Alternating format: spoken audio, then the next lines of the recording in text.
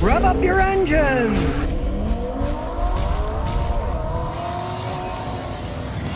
Well, I always love Consumer Reports because I read it and I think they're a bunch of fools half the time. Now, here's what they say. Consumer Reports says Toyota RAV4 gets a thumbs down. So Consumer Reports says thumbs down to the RAV4, all right? This is the big seller Toyota has. Everybody wants a RAV4. The only reason I meet people who don't want a RAV4 is because they cost too much money. I've had people bring me Subaru Outbacks, and I say, why didn't you get a Toyota RAV4? They said, yeah, 15, 20 grand more than what I paid for the Subaru. And in that respect, I can say, well, the Subarus are okay. They're not great. But if you're saving 15 to 20 grand buying a new one, I understand why you bought the Subaru, right? Well, Consumer Report, they don't have the right this and that.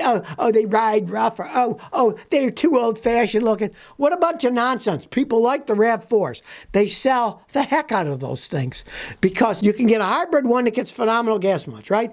Or you can get a conventional one. And the conventional one has an 8-speed automatic transmission, still gets phenomenal gas mileage, and guess what? It is an 8-speed actual automatic transmission with gears.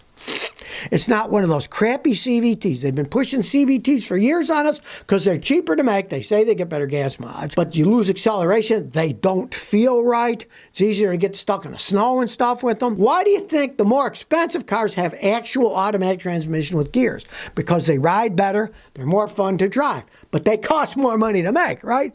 Well, the RAV4 still has automatic transmissions in them. If you get a standard one, the hybrids all come with CVTs. But then again, it's Toyota's CVT hybrid, which they've been making for almost 30 years. They know what they're doing. I just don't like them, the way they drive. Here we have Consumer Reports saying, oh, we don't like the RAV4. La-di-da, you people are a bunch of idiots who don't know what you're talking about. The things run forever, but they don't like them. Oh, it doesn't have the cup holders we want.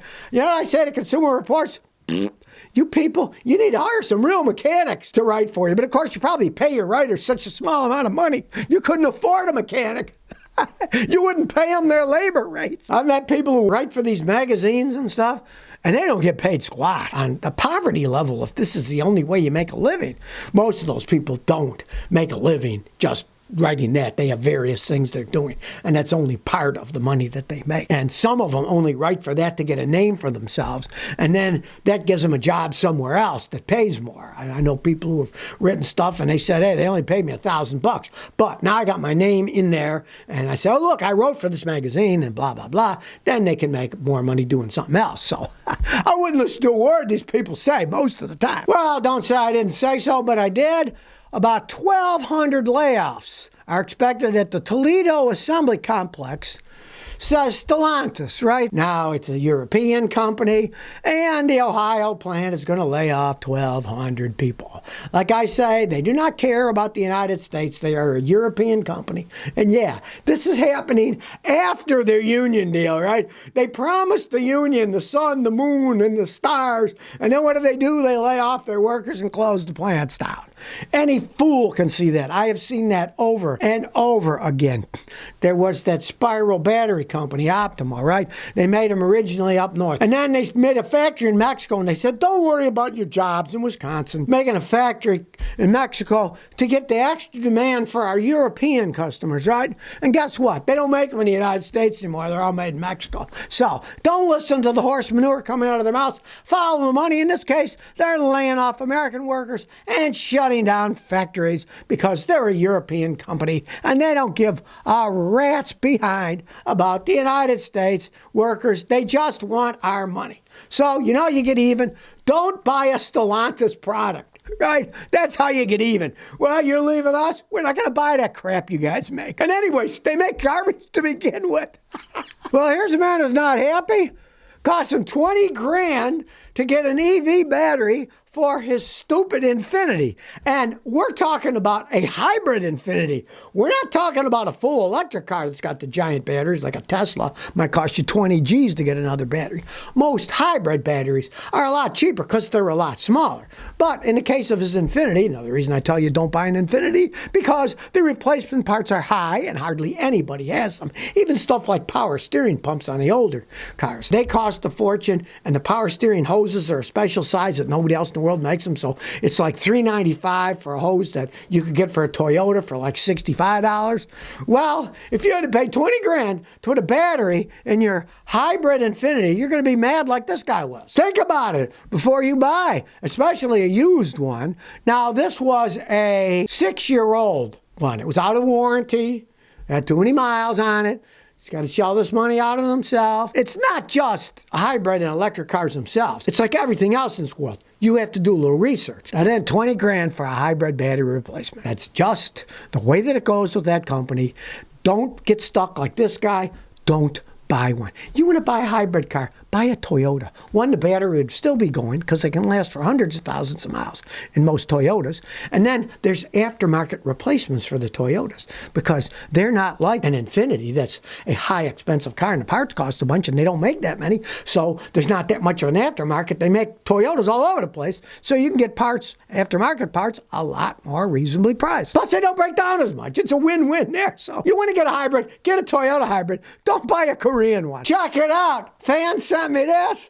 Tesla and an EV dumpster fire, he calls it. It does look like that dumpster. That Cybertruck has to be one of the most inane designs I've ever seen. I watched the guy made a video on it. He got his hands on one and he's checking it out and he says, look at this. And the edges of that stainless steel, if you know anything about stainless steel, it's real sharp on the edges, right? The edges are so sharp, it's going to slice people's arms off if it hits people, you know? He predicted that the Europeans will not allow it to be sold in Europe because it's unsafe. They have laws for the safety of stuff, right? So it could very well be that they won't be able to sell the Cybertruck in Europe because of these weird angles and super sharp stainless steel that they've used in it. So makes you think twice about what this nut has done with this crazy Cybertruck design, right? They still aren't out. You can't buy one yet as of this recording, right?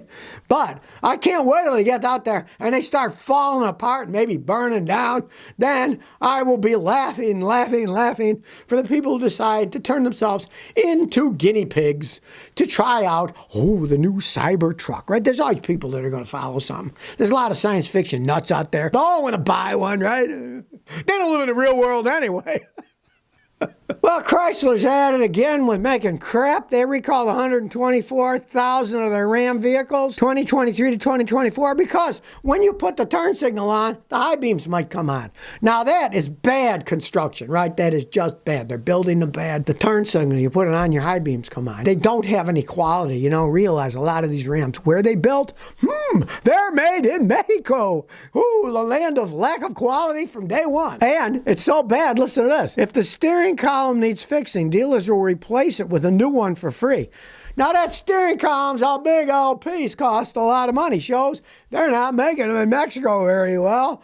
You put your turn signal in your headlight goes on, all the wiring's messed up, right? You start making stuff in Mexico, you're going to have problems. Look at the problems Ford's having with the stuff they made in Mexico, with the Broncos they made in Mexico. Mach-E Mustang, it's not really a Mustang, it's an electric SUV. They've had problems with them too. Big mistake, building stuff in Mexico. Check it out. New York City opens up 8,500 acres to put solar panels over their parking areas. Oh, that's going to solve the problem in New York City, right? The energy that those guys use would make your head spin. And the tiny amount of energy you get from these parking lots that have solar panels, because remember, people, have you ever been to New York City? They got really tall buildings. You know what it's like when you're down at the bottom? It's like you're in a cave. Because half the time the sun can't get around these buildings. It's dark, right? These things are going to create such a small amount of electricity, it isn't even worthwhile doing it. Now, parking spaces, okay, if they would have said we put them on the top of all the tall buildings, it's still cloudy a lot in New York, but at least you're at the top of the building where the sun shines, right?